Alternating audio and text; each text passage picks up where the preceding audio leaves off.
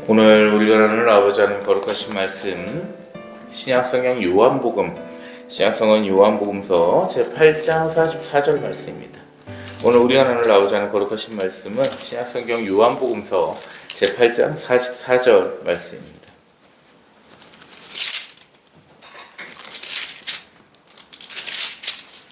제가 대신 봉독하여 올립니다.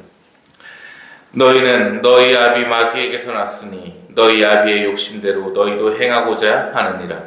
그는 처음부터 살인한 자요 진리가 그 속에 없으므로 진리에 서지 못하고 거짓을 말할 때마다 제 것으로 말하나니 이는 그가 거짓말장이요 거짓의 아비가 되었습니다. 아멘. 아버지 감사합니다. 아버지의 사랑과 은혜 가운데 지난 한 주를 먹고 마셨사옵고 아버지의 거룩하신 성전에서 아버지의 말씀을 이 한 주 시작해서 나누나이다.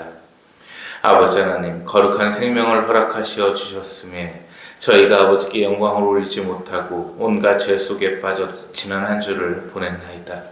저희의 모든 영과 혼과 육을 용서하시어 주시옵고 이 시간 나눠지며 새겨지는 말씀 가운데 아버지의 굳센 은혜 가운데 붙잡아 주셔서 이 한 주를 승리할 수 있는 크신 힘을 허락하여 주시옵소서.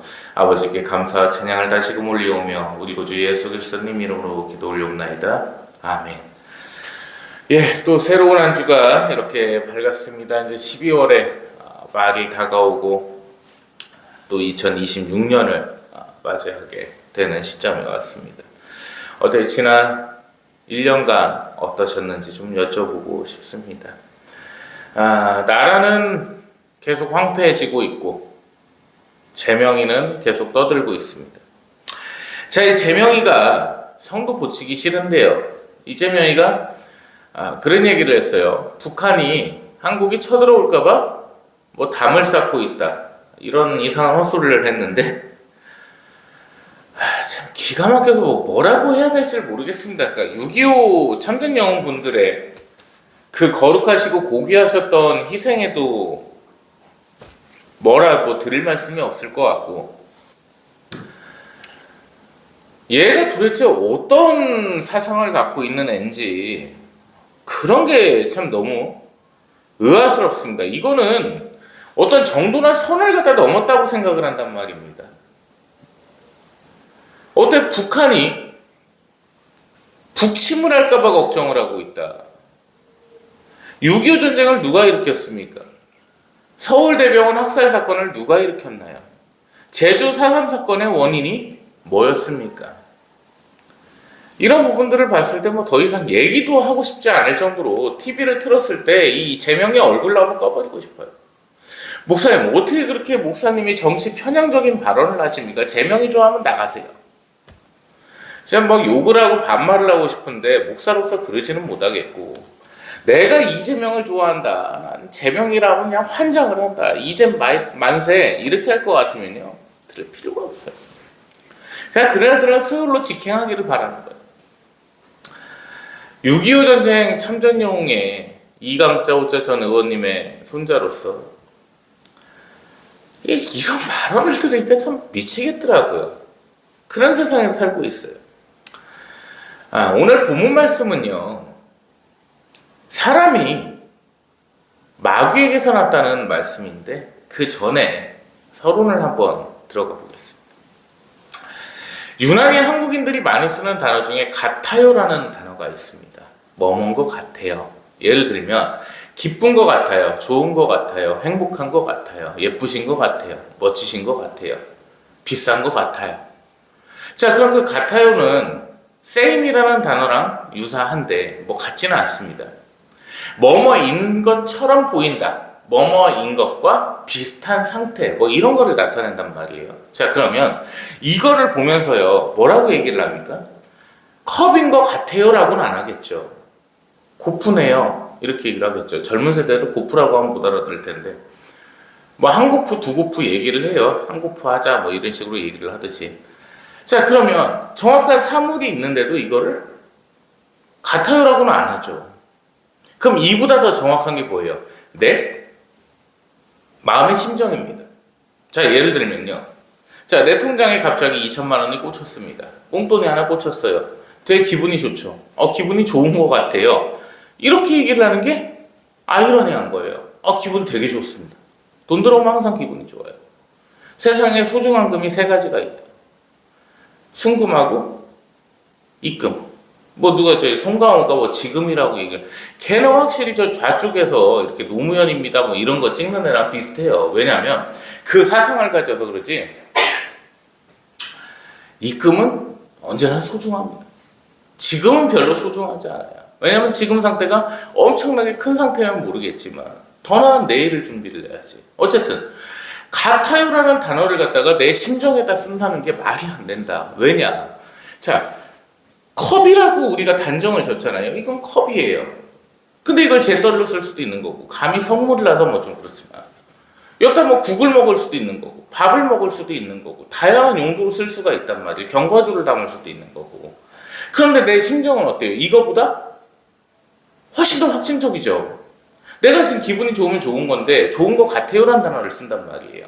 자, 그거를 저맥락과 고맥락이라고 얘기를 합니다. 저맥락은 뭐냐면 내가 있는 상태 그대로를 얘기하는 걸 저맥락이라고 얘기를 해요. 고맥락은 뭐냐면 관계와 분위기상을 따져서 얘기를 하는 걸 고맥락이라고 얘기를 합니다. 자, 미국에서 제가 버지니아에서 유학을 할 때 어떤 걸 느꼈느냐. 거기 미국에 그래도 한국보다는 선진국이잖아요. 일본도 마찬가지였고, 일본의 기독교인을 특별히 예를 들겠습니다. 같은 나라니까, 같은 동양아시아니까. 자, 오늘 하루 아침에 일어나가지고 되게 맑은 정신 상태로다가 차를 한 잔 딱 커피를 한 잔 먹고서 출근을 해요. 왠지 기분이 좋아 오늘. 왜? 월급날이거든요. 그럼 뭐라고 고백을 하냐? 아버지 하나님, 오늘 이렇게 한 달 일한 수고가 입금되게 해주셔서 감사합니다. 오늘 아버지 은혜를 다시금 감사하며 살겠습니다. 이렇게 고백을 하거든요. 한국 사회는 안 그래요. 아유, 아버지 감사합니다. 그걸로 끝나. 그나마 말이라도 하면 다행이지. 그러면서 하는 얘기가 뭐예요? 아버지 말 안 해도 아시죠?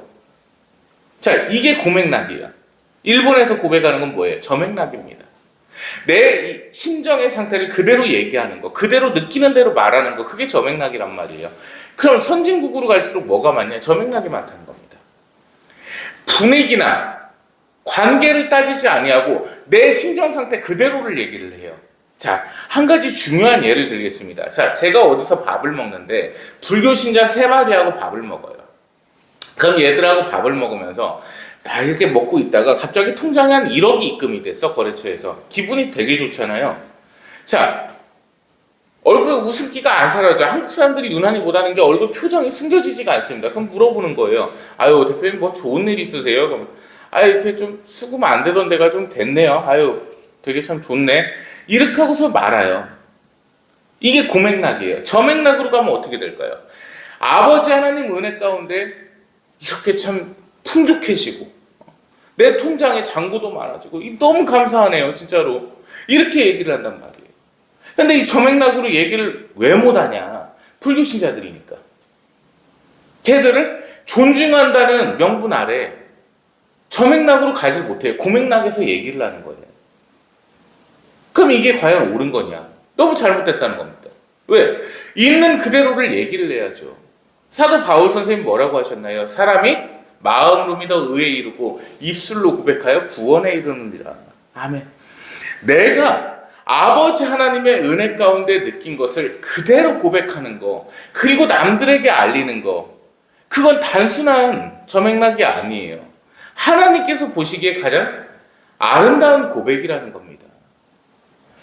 특히 한국 사회의 같아요는 진작에 사라졌어야 될 문화라는 거죠.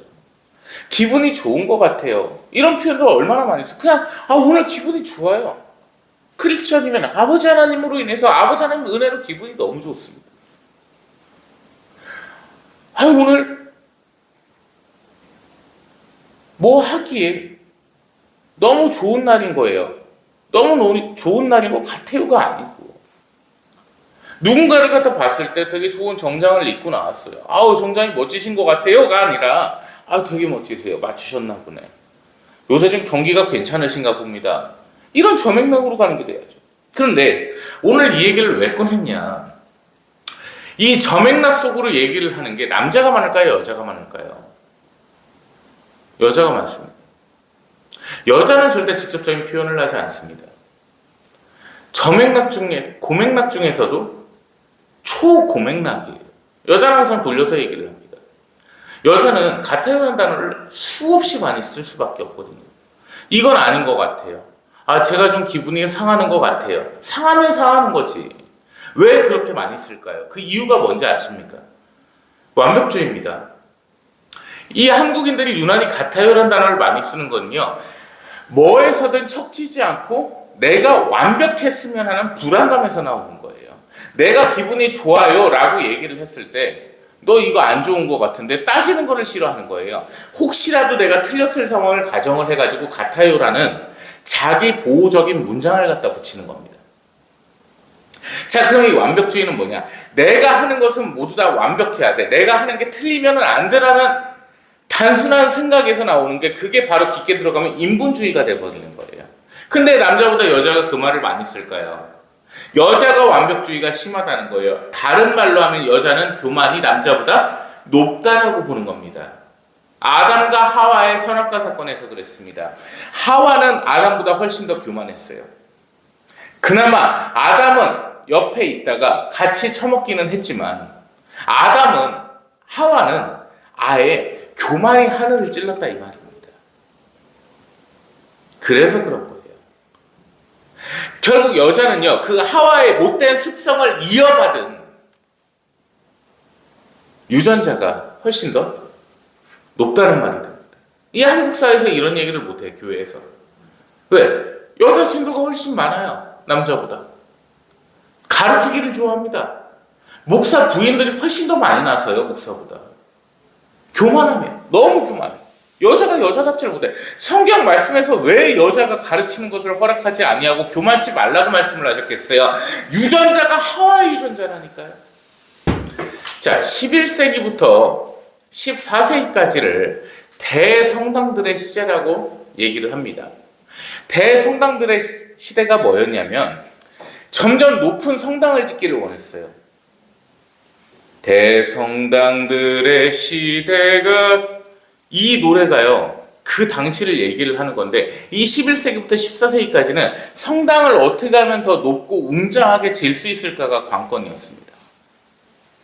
근데 세 가지 조건이 하나 있었습니다. 첫 번째, 하늘에 닿을 듯이 짓는 거. 그 이유는 그 하늘에 닿아야 하나님과 소통이 된다고 얘기를 합니다. 자, 두 번째, 웅장하고 클 것. 누군가가 들어왔을 때도 압도적인 분위기가 돼야 되는 것. 그리고 세 번째는 뭡니까? 가장 모기 좋은 곳일 것, 비싼 곳일 것, 땅값입니다. 뭐가 생각나세요? 그 대성당들의 시대 때 성당의 맨 위에는 종이 있었거든요. 그 종의 용도가 뭐였는지 아십니까? 그 종이 하나님의 바로 옆에서 들린다고 얘기를 했습니다. 뭐가 생각나십니까? 이 정도만 알아두셔야지. 바벨탑이 생각나죠. 결국 사람의 교만은 제 역사는 반복이 되는 거예요. 바벨탑을 그 높이 쌓다가 인류가 다 흩어졌어요. 온 지면이 다 흩어져 버렸거든요. 근데 불과 얼마 되지도 않아서 또 대성당들의 시대라고 하면서 그 교회를 최고로 높이 짓기 시작했어요. 인간의 교만은 사라지지를 않았다는 거예요. 이 같아요라는 단순한 단어에서조차 인간의 교만함을 나타내고 있다는 겁니다. 특히 여자들이 그래요. 자기 완벽주의가 강해가지고 자기는 누군가랑 싸울 생각이 없어. 그러면서 그를 미워하기는 해요. 돌려갑니다. 쉬운 말로. 그게 인본주의적인 생각이에요. 상당히 교만한 거예요. 그래서 교회에서 여자는 잠잠하라고 하신 겁니다. 그건 그 시대고요. 라는 교만 속에서 또 나서기 시작해요. 특히 페미 쓰레기들. 늙어서 시집도 못 간 애들. 요새 나는 솔로라는 프로그램을 보는데 아주 재밌어요. 근데 보면서 환장할 것 같아요. 이 늙어갖고 시집도 못 간 애들이 지들 무슨 공주 대접 받으려고 합니다. 남자애들 참 바보 같은 게 뭔지 아세요? 앞치마까지 하고서 막 그 요리해가지고 갖다 바치고 있어요. 그럼 또 가만히 처먹어요. 고기 굽는데 가만히 받아먹기만 합니다. 목사님, 여자는 약자니까요. 여자 때문에 이 꼴이 났어요. 지금 이 시간까지. 하와가 그 뱀한테 속지만 않았어도 이렇게 안 살고 있다는 거예요. 자, 여기서 좀 외람되게 한 말씀을 드릴게요. 선악과를 따먹은 건 하와하고 아담 놈인데, 그 두 마리인데요. 얘네한테 아버지 하나님께서 분명히 말씀하셨죠. 너희는 평생 땀을 흘려야 먹고 산다고 하셨죠. 그럼 어떻게 돼요? 사람은 일을 해야지 급여를 받고 그 돈으로 다 먹고 사는 거죠. 근데 동물은요? 동물은 그렇지 않아도 먹고 삽니다. 자연에서 먹을 게 너무 많거든. 얘들은 죄가 없어요. 그래서 낙원으로 직행하는 겁니다. 근데 사람은요, 땀 흘려서 일하고 일해야 되는데 그마저도 낙원도 못 가. 예수님을 믿어야 돼요. 올바른 신앙생활을 해야 돼. 그 좁은 문에 들어가야 돼요. 그래야지 낙원을 갑니다. 새하늘 새 땅이 도래했을 때 천국과 지옥이겠지만, 새하늘 새 땅 얘기하고 14만 4천 실수라고 하니까 너 신천지 아니냐? 니들 그렇게 생각하세요. 신천지는 내가 다 업고 다녔으니까. 신천지 노방 포교한다고 그 상 깔아놓고 길거리에서 하고 있을 때 그거 엎은 목사가 어딨어요. 난 전도사 때부터 그거 업고 다녔습니다. 다 사이비에 빠진 인본주의적인 맹신을 하고 있으면서 교만해가지고 인정을 안 해요. 오늘 이 본문 말씀 다시 보실까요? 너희는 너희 아비 마귀에게서 났으니 너희 아비의 욕심대로 너희도 행하고자 하느라. 이게 제가 방금 전에 설교한 교만을 말씀하시는 겁니다. 그는 처음부터 살인한 자요. 그가 누굽니까? 마귀죠. 근데 우리가 마귀가 처음부터 뭔 살인을 했을까? 마귀가 처음 한 짓이 뭐예요? 인류 역사상 처음 한 짓, 하와를 꼬드겼어요. 아담도 꼬드겼고, 정녕 너희가 저것을 먹는 날에는 죽으리라고 하셨잖아요. 살인했잖아요. 죽인 거 아니에요, 이 마귀 때문에.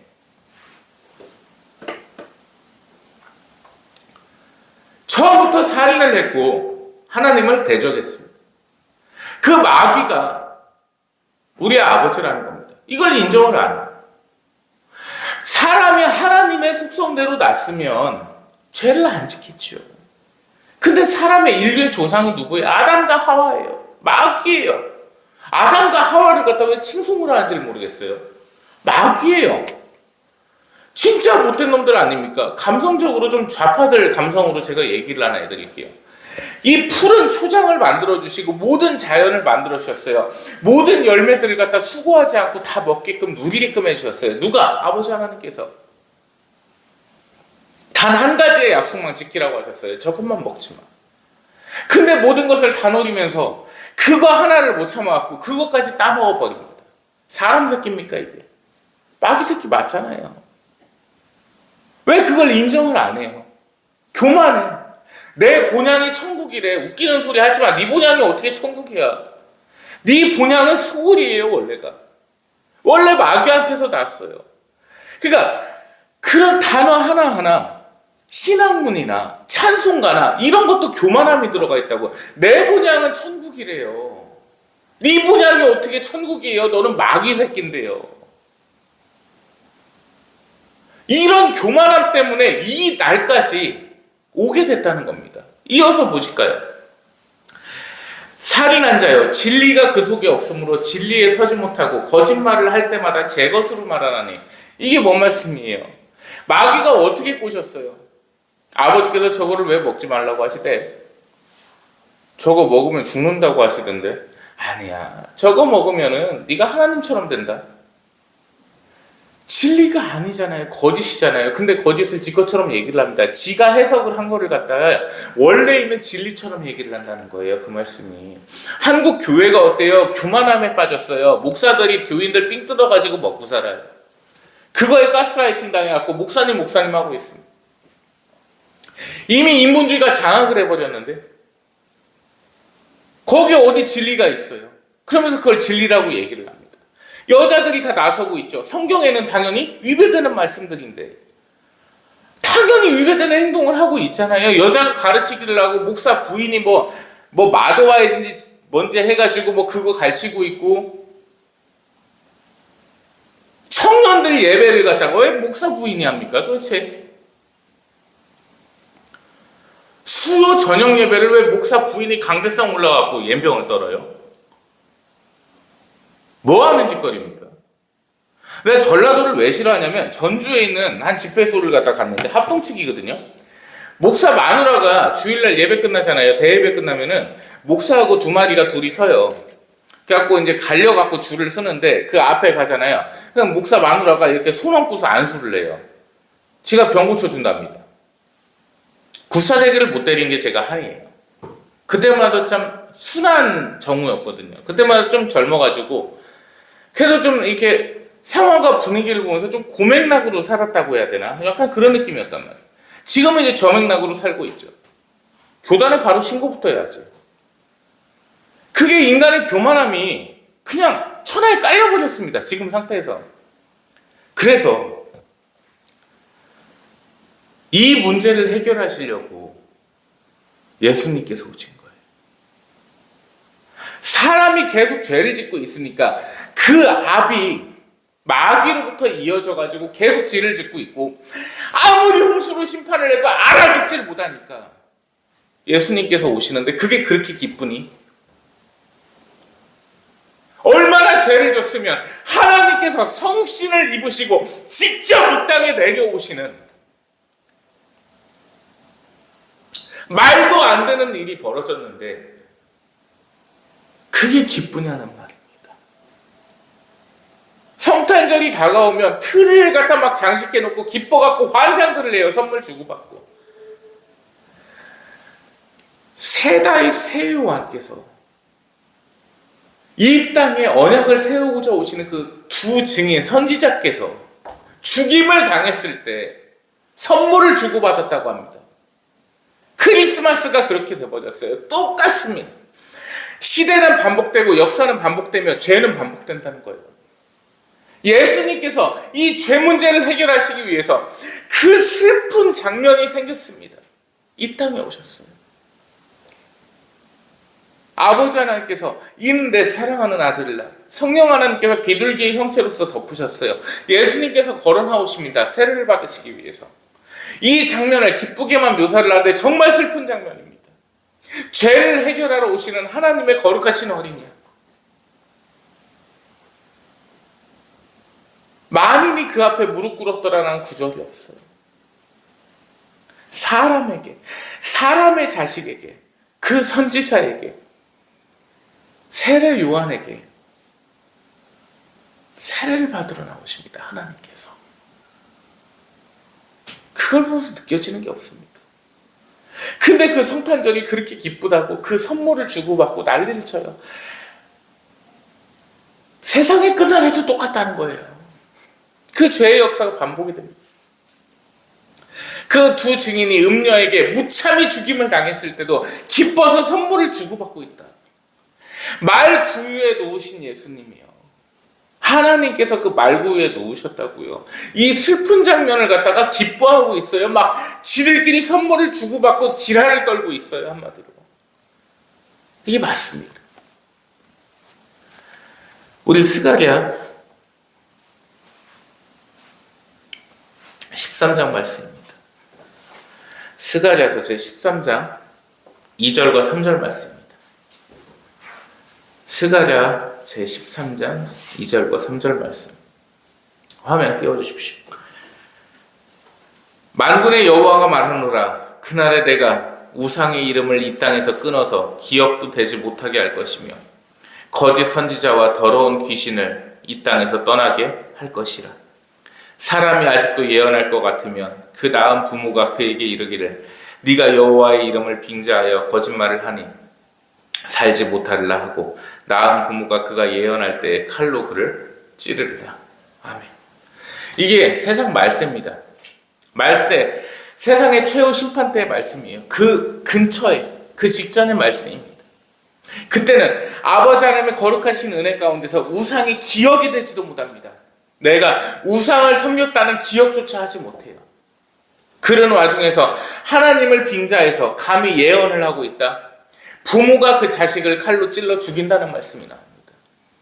자, 이거를 기억하셔야 돼요. 우리의 씨는 마귀입니다. 그런데 그 씨를 가지고 태어났는데 아버지 하나님의 앞에 나아가서 아버지 하나님의 자녀가 되기 위해서 살아가는 삶인 거예요. 그 가운데서 하나님께서 방북해 주십니다. 육적인 관계가 아무 필요가 없다는 말씀이에요. 원래 그래요. 하나님의 안에서 있고 하나님의 편에 서 있으면 육적인 관계는 아무 필요가 없어요. 내 아버지가 누구든 나를 낳은 자가 누구든 아무 관계가 없는 거예요. 그 안에 있냐 없냐만이 소중하겠죠. 다만 내 족보나 내 피, 내 혈통만큼은 있겠죠. 그런데 그 혈통보다도 중요한 건 하나님의 편에 서 있느냐 없느냐. 왜? 부모가 자식을 칼로 찔러 죽이는데 하나님께서 자녀를 죽이신 적은 없어요. 그만큼 혈통보다는 아버지 하나님과의 관계, 그 편에 서 있느냐 안 서 있냐가 얼마나 중요한지를 주시는 말씀입니다. 그 말씀이 말세에 갈수록 중요해져요. 우리 신명기 32장 17절 말씀 보겠습니다.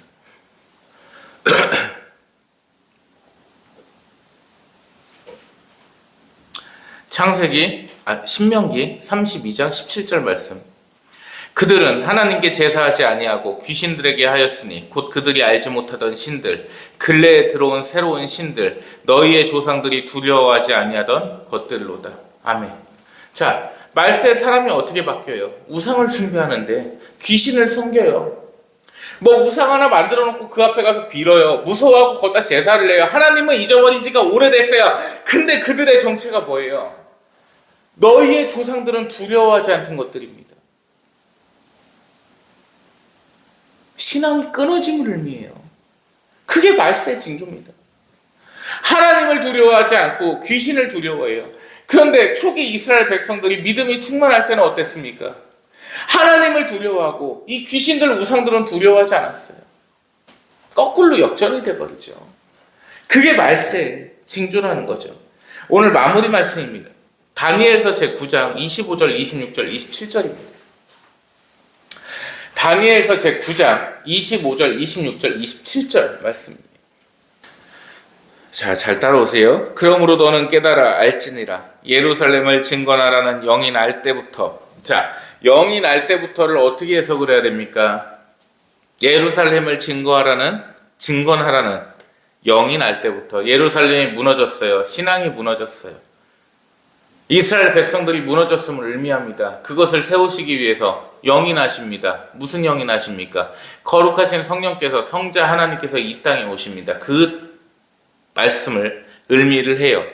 그래서 예루살렘을 중건하라는 영이 날 때부터, 그때가 바로 예수님께서 오실 때입니다.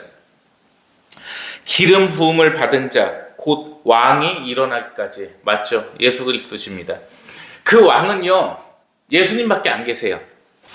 만왕의 왕이시자 살아계신 하나님, 우리 구주 예수 그리스도님이십니다. 곧 왕이 일어나기까지 7이레와 62이레가 지날 것이요. 이 기간에 대해서는 다음에 설명을 한번 드릴게요. 이 땅에서 말라기 말씀부터 예수님께서 이 땅에 오실 때까지의 기간을 의미를 해요. 그 곤란한 동안에 성이 중건되어 광장과 거리가 세워질 것이며 62일의 후에 기름 부음을 받은 자가 끊어져 없어질 것이며. 아멘. 자, 예수님께서 십자가의 사건으로 인해서 부활 승천을 하셨습니다. 근데 끊어졌어요. 이걸 되게 중요시 생각을 해야 되는데, 받은 자가 끊어져, 이걸 원문대로 해석하면 사형을 당해, 처형을 당해라고 표현이 되어 있어요. 내 손으로 하나님의 거룩하신 성육신을 죽인 겁니다. 그 구절이 분명히 나와 있죠. 그래서 예수님께서 이제 다시 하늘 보좌로 승천을 하셨는데, 그 동안에 어떤 일들이 일어납니까? 인본주의적인 사고들로다가 엉망으로 살고 있어요. 지금의 세상입니다. 지금의 세상이에요. 근데 최후 심판 때를 보겠습니다. 없어질 것이며 장차 한 왕의 백성이 와서. 아멘. 자, 왕이 누구시라고 했어요? 예수 그리스도님, 전능하신 하나님. 성부와 성자와 성령, 거룩하신 성삼위 하나님의 백성이 옵니다. 이것이 바로 새 다윗과 새 요한이죠. 선지자입니다. 그 성읍과 성소를 무너뜨리려니와. 예수님께서 부활 승천을 하시고서 재림하시기 전의 얘기예요. 재림하시기 전에 이러한 일들이 벌어진다는 겁니다. 한 왕의 백성이, 하나님의 백성이, 하나님의 선지자가 와서 그 성읍과 성소를 무너뜨리려니, 이 세상을 다 뒤엎는다는 말씀입니다. 성소를 무너뜨린다고 하니까 무슨 마귀 같죠. 예수님께서 하신 행동이 뭐였습니까? 성전을 엎으셨습니다. 장사하는 자들 때문에. 결국 사람이 세워놓은 성소, 거룩할 성자를 쓸 수 없는 성소인 겁니다. 거룩할 성자가 아니라 이룰 성자예요. 사람의 뜻으로서 세운 그 성소들을 무너뜨리고, 그의 마지막은 홍수에 휩쓸림 같을 것이며, 홍수에 휩쓸림이 뭡니까? 최후 심판을 의미하죠. 자, 이 새 다윗, 새 요한이 끝을 맞이할 때는 홍수 심판과 같이 이 세상이 다시 심판된다는 말씀이에요. 예수님께서 재림하심을 의미합니다. 또 끝까지 전쟁이 있으리니 황폐할 것이 작정되었느니라. 자, 이 땅과 이 땅에 믿는다고 하는 자들, 거짓 십자가를 세워놓은 자들의 그 황폐함이 예정이 돼 있어요. 그리고 27절, 그가 장차 많은 사람들과 더불어 한 이레 동안에 언약을 굳게 맺고, 그가 그 이레의 절반에 제사와 예물을 금지할 것이며, 또 포악하여 가증한 것이 날개를 을지하여 설 것이며, 또 이미 정한 종말까지 진노가 황폐하게 하는 자에게 쏟아지리라 하였느니라 하니라. 아멘. 자, 그가 음녀와 다투고 있습니다. 그 최후 심판 때에 나오는 그 음녀, 그 마귀 사탄이 포악하고요, 가증하고요, 날개를 을지해요 설 것입니다. 이 날개가 누구를 의미합니까? 말씀에서 이 날개는요, 사람을 의미하는데 믿지 아니하는 자들입니다. 결국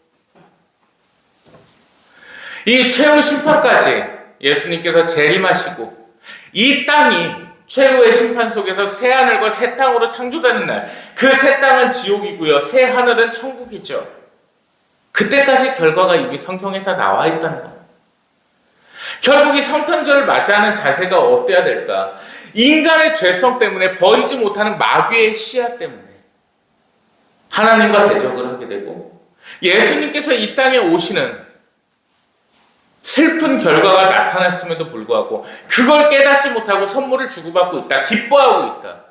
기쁘다 구주 오셨네라고 하는 인본주의적인 죄성의 사상으로 물들어 있다. 이것이 핵심입니다.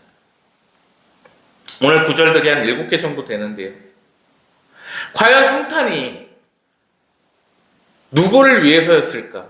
왜 성탄이 일어나게 됐을까를 생각하시는 한 주 되시기를 당원합니다. 기도하겠습니다. 하나님 감사합니다. 하나님의 거룩하신 은혜와 사랑 가운데 이 한 주를 나누시어 주셨고, 이 한 주를 승리케 하여 주시옵소서. 아버지께서 부어주시는 은혜와 사랑 가운데 감사와 찬양을 올리옵나이다. 아버지, 이 한 주 오직 아버지를 기다리며 오직 아버지의 거룩하신 사랑만을 바라나이다. 저희 죄인을 용서하여 주시옵소서.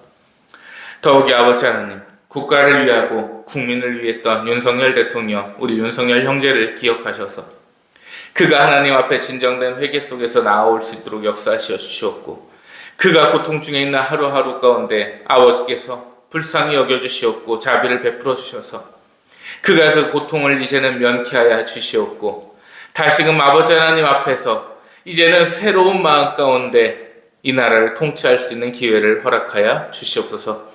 아버지께 감사와 찬양을 올려오며 우리 구주 예수 그리스도님 이름으로 기도 올리옵나이다. 아멘.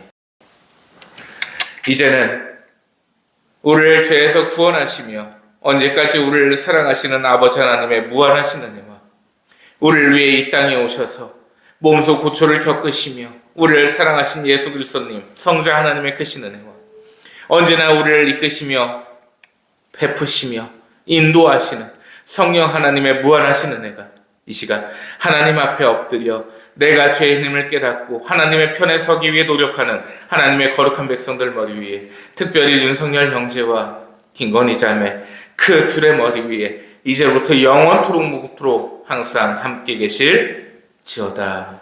아멘.